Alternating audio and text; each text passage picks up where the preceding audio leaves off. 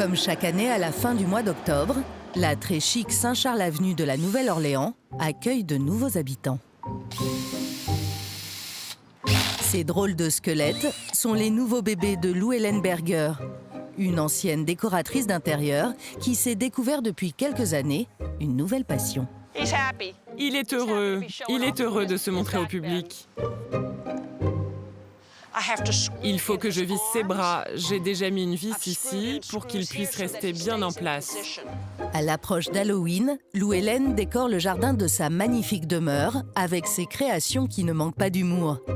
Elle représente des stars comme Elvis Presley ou John Travolta, mais aussi des héros de cinéma comme Harry Potter ou encore Mary Poppins. Celui-là m'a pris un moment. Ce qui m'a surtout pris du temps, c'est de faire cette jupe avec un cerceau. Et puis, c'est Marilyn, il fallait qu'elle soit magnifique. Donc j'ai rajouté le grain de beauté, le rouge à lèvres, les faux cils et une petite étoile dans les yeux. Cette cinquantaine de squelettes est devenue l'une des principales attractions touristiques de la Nouvelle-Orléans en cette période d'Halloween. On adore votre maison. Merci beaucoup. Vous êtes d'ici? On vient de Washington. Vous êtes de Washington? Oui, on vient tous les automnes. Oh mon Dieu, je suis tellement contente. Il y a vraiment tout. Il y a Star Wars, il y a Game of Thrones. Souris. Merci. C'est super. À chaque fois que je passe par ici, j'en vois des nouveaux qui sortent. Cette maison est très connue? Oui, bien sûr. Tout le monde s'arrête devant.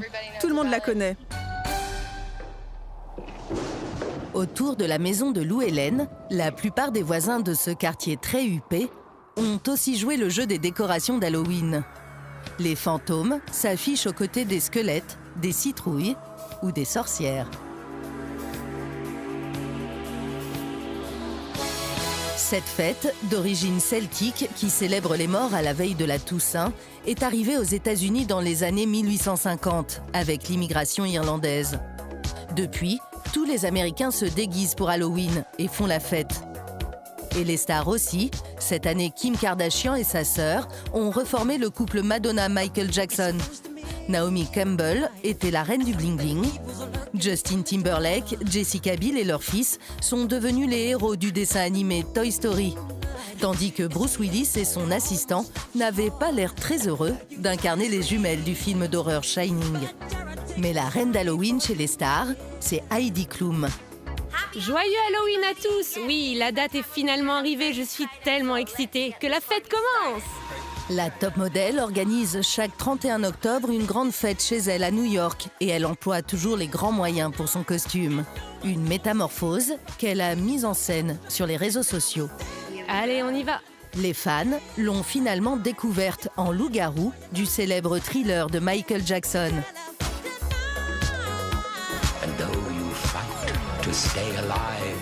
Heidi Klum est même allée jusqu'à recréer son propre clip.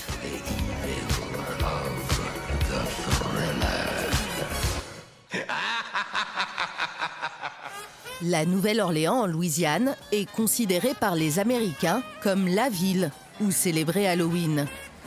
Ici, c'est la fête la plus attendue de la fin d'année, plus que Thanksgiving ou même Noël. Non loin du célèbre quartier français et de ses charmantes maisons coloniales aux balcons fleuris, Brian Kern prépare depuis des mois cet événement. Hey Clarence, est-ce que tu peux enlever le café de ce char là-bas? Tu le mets de ce côté-là et ce sera plus facile à distribuer. Il organise la plus grande parade d'Halloween de tous les États-Unis. Il vient aujourd'hui vérifier la préparation des chars, tous à l'effigie de personnages monstrueux comme Dracula, Frankenstein ou la sorcière du magicien d'Oz. On a 14 chars au total, avec 140 personnes qui vont monter dessus. Ils vont jeter à la foule des colliers, des verres en plastique, des bonbons, des t-shirts, des casquettes de baseball, toutes sortes de choses. Et on a aussi 34 groupes de musique qui vont défiler dans la parade. Sa parade est si impressionnante qu'Hollywood a fait appel à lui pour l'un des derniers films de Tom Cruise, Jack Reacher, Never Go Back, sorti l'année dernière. Le réalisateur lui avait demandé de recréer sa parade pour la scène finale du film, une course-poursuite dans les rues de la Nouvelle-Orléans. Les gens viennent de partout pour célébrer Halloween à la Nouvelle-Orléans. Et ce n'est pas que le jour d'Halloween, ce sont les 10 jours qui précèdent Halloween. Chaque jour, il y a quelque chose qui se passe. C'est une bonne période pour venir à la Nouvelle-Orléans. Si l'on vient du monde entier célébrer Halloween ici, c'est pour l'atmosphère particulière qui règne dans cette ville, due à son histoire. En 300 ans d'existence, la Nouvelle-Orléans a vécu l'esclavage, les épidémies, les tempêtes et les feux ravageurs.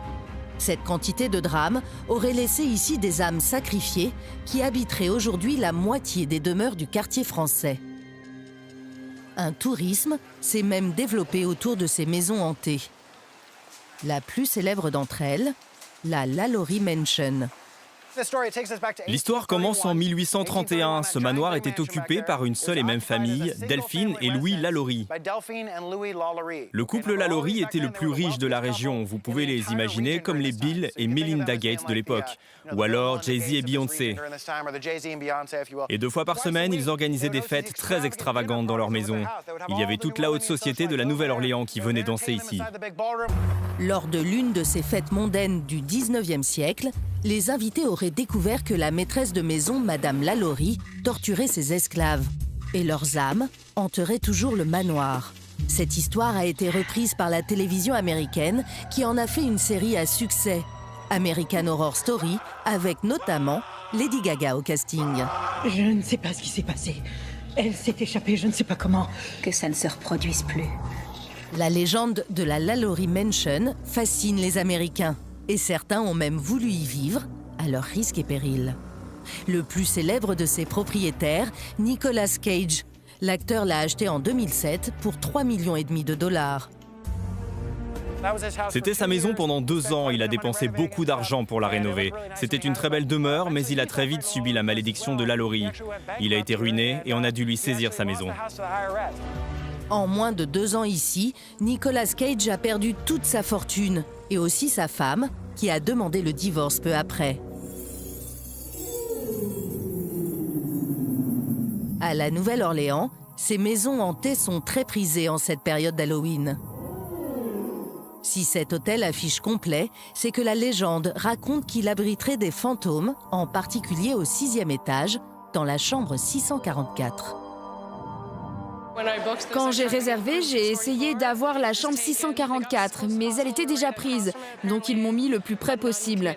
Il y a une nonne qui s'est suicidée il y a très longtemps dans cette chambre, et apparemment on peut toujours entendre ses cris la nuit. Et au 6e étage, on peut aussi entendre des bruits de soldats qui se battent en duel ou des bruits de pas. C'est assez cool. Si je vois un fantôme, je me dis que ce sera une histoire sympa à raconter. Je suis venu à la Nouvelle-Orléans pendant Halloween et j'ai bien vu un fantôme. Cool, non? Ces esprits se manifesteraient-ils davantage à cette période de l'année? Pour le savoir, nous avons appelé des spécialistes, des chasseurs de fantômes. Une profession étonnante, mais bien connue aux États-Unis. Passionnés par les phénomènes paranormaux, David, Chris et Mark viennent enquêter chez les habitants qui sont persuadés de vivre dans des maisons hantées. Équipés de caméras thermiques et infrarouges, ils inspectent la salle de bal de l'hôtel. Dès les premières minutes, le détecteur d'ultrasons s'emballe. Et là, fini de rire, Chris va s'adresser directement aux esprits. C'est bon, n'aie pas peur. Donne-moi un signe. Fais-moi savoir que tu es là. Il faut que je sois sûr. Et voilà. Tu es devant moi en ce moment? Allume la lumière rouge pour moi. Qu'est-ce que ça veut dire quand ça devient orange ou rouge? Rouge, c'est le signe d'une énergie très forte. C'est la plus forte énergie. Donc quand le rouge s'allume sur le détecteur, cela veut dire qu'il y a une intelligence qui interagit avec nous. Oui, quand on demande « allume la lumière rouge » et que le rouge s'allume, c'est la réponse à notre question, donc c'est probablement paranormal. Donc, vous avez parlé à un fantôme? On l'espère. Difficile à croire, pourtant dans cette même salle, il y a quelques mois, leur caméra infrarouge a capté ce cliché où l'on aperçoit une forme étrange. Il était à peu près minuit ou 23h30. On dirait qu'on peut voir les yeux, le cou, les épaules, le corps. On dirait un enfant ou quelqu'un de petit qui essaie de me prendre la main. Vous aimez ce genre d'expérience? Oui, je trouve ça fascinant. Fascinés, nous allons l'être en ce 31 octobre.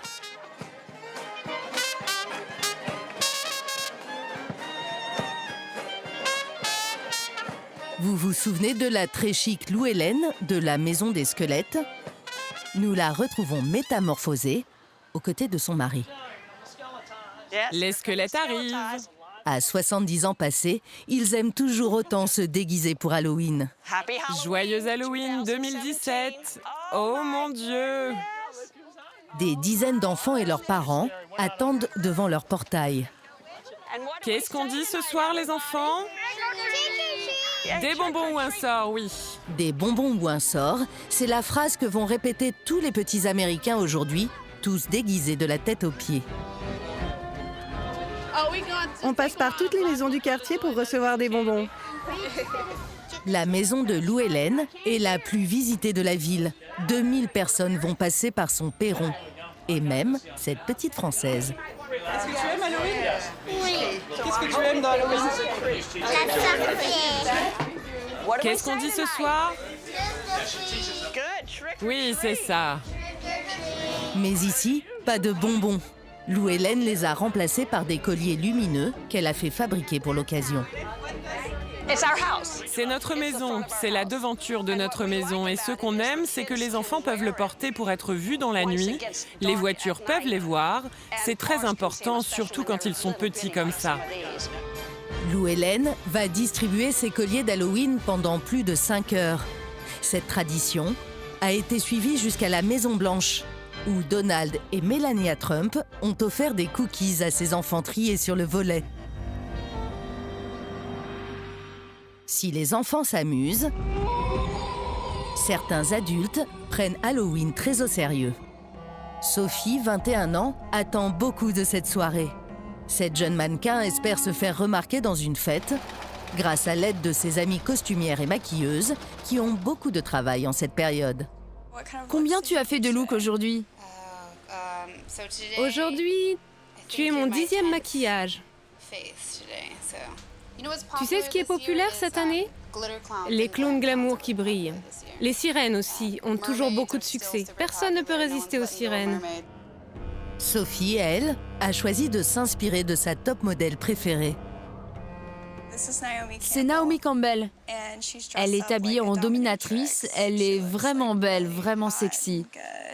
Ce que j'aime, c'est qu'elle a l'air d'une femme très forte. Et c'est comme ça que j'ai envie de me sentir dans mon costume d'Halloween.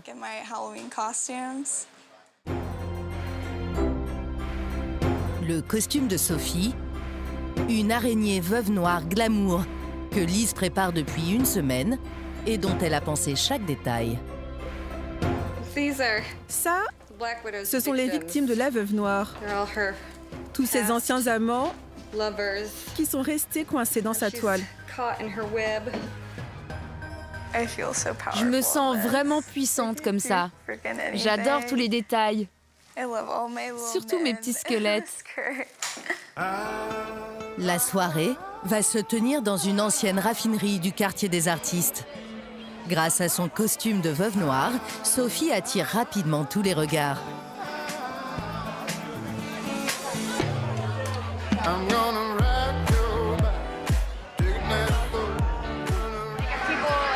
Les gens vont sans doute poster ma photo sur les réseaux sociaux. Donc il y aura beaucoup d'attention sur moi. Sophie peut célébrer son succès jusqu'au bout de la nuit. À la Nouvelle-Orléans ce soir, les fêtes s'enchaînent. À quelques kilomètres de là, dans ce monastère, se tient la plus originale de toutes. Nous sommes invités à un bal de vampires. Ils sont très populaires pour Halloween. Katy Perry les adore. Celui-là est très spécial. Il est organisé par des hommes et des femmes qui affirment être de vrais vampires. Cette communauté de 300 personnes s'est formée après le succès du film culte Entretien avec un vampire avec Brad Pitt et Tom Cruise. Je t'emmène à la Nouvelle-Orléans. Je te ferai voir ce que j'appelle se divertir. C'est l'adaptation du roman Phénomène d'Anne Rice, vendu à 100 millions d'exemplaires à travers le monde. Au bal d'Halloween, les vampires de Louisiane élisent ce soir leur nouveau roi. Agenouillez-vous. Une cérémonie à peine croyable, qui a des faux airs de la série Game of Thrones. Je vous déclare roi de la cité de la Nouvelle-Orléans. Vive le roi!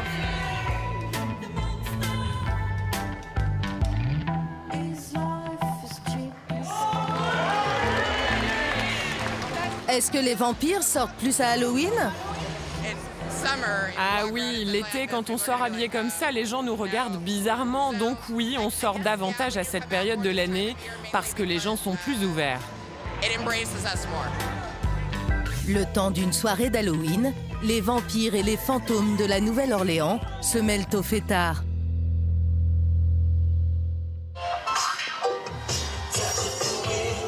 Dans le quartier français, la grande parade ravit les touristes. Elle bat tous les records. 100 000 personnes sont venues assister au spectacle. Brian, l'organisateur, n'en croit pas ses yeux. Regardez la foule, les gens, regardez le monde qu'il y a là-bas. Nulle part ailleurs dans le monde, cette fête ne trouve d'égal. Chaque année, les Américains dépensent 5 milliards d'euros pour célébrer Halloween.